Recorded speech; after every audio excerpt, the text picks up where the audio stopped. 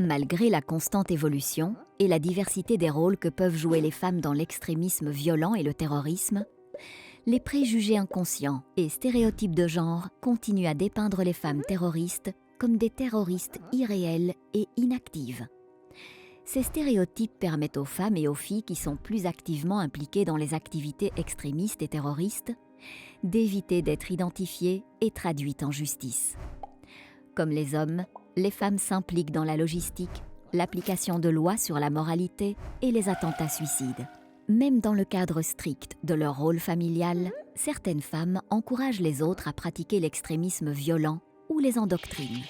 Cette évolution et diversification des rôles et responsabilités a mené le Forum mondial de lutte contre le terrorisme, GCTF, à élaborer l'addendum aux bonnes pratiques du GCTF relative aux femmes et à la lutte contre l'extrémisme violent, plus spécifiquement axée sur la prise en compte des problématiques hommes-femmes.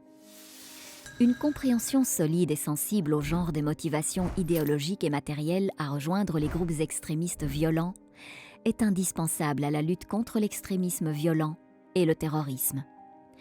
Si ces motivations transcendent les genres, elles sont souvent vécues différemment et les chemins de la radicalisation menant à la violence ne sont pas les mêmes pour les hommes et les femmes.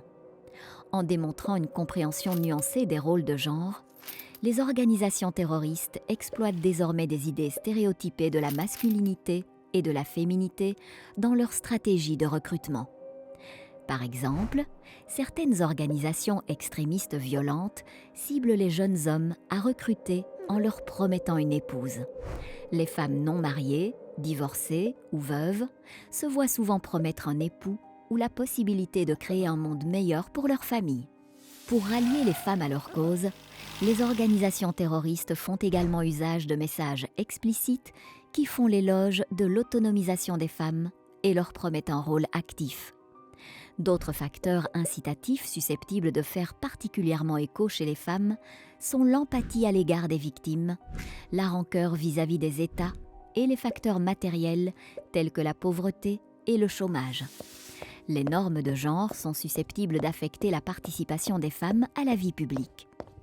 Elles influencent également la probabilité d'exposition à différents types de radicalisation, notamment via les membres de la famille, que ce soit en personne ou sur les réseaux sociaux. Il arrive aussi que les jeunes femmes membres des groupes extrémistes violents terroristes cherchent à échapper aux normes familiales, communautaires ou sociétales. Puisque les chemins de la radicalisation menant à la violence ne sont pas les mêmes pour les hommes et les femmes, les chemins de la démobilisation, de la réhabilitation et de la réintégration devront être adaptés. On sait que les femmes rencontrent davantage de difficultés, qu'elles sont plus isolées et stigmatisées par leur communauté quand elles reviennent d'une zone de conflit. Certaines réalités concernant les femmes et les jeunes filles doivent être prises en considération lors de l'élaboration des programmes de réintégration et de réhabilitation. Ce sont par exemple le fait qu'elles s'occupent des enfants, leurs ressources limitées, et le fait qu'elles ont peut-être connu des violences sexuelles et fondées sur le genre au sein des groupes extrémistes violents ou terroristes. Les poursuites judiciaires et mesures de détention doivent également être adaptées pour tenir compte des différences et dynamiques de genre. Les États peuvent, par exemple, prévoir des conditions de détention spécifiques pour les femmes enceintes, qui allaitent ou qui ont des enfants à charge.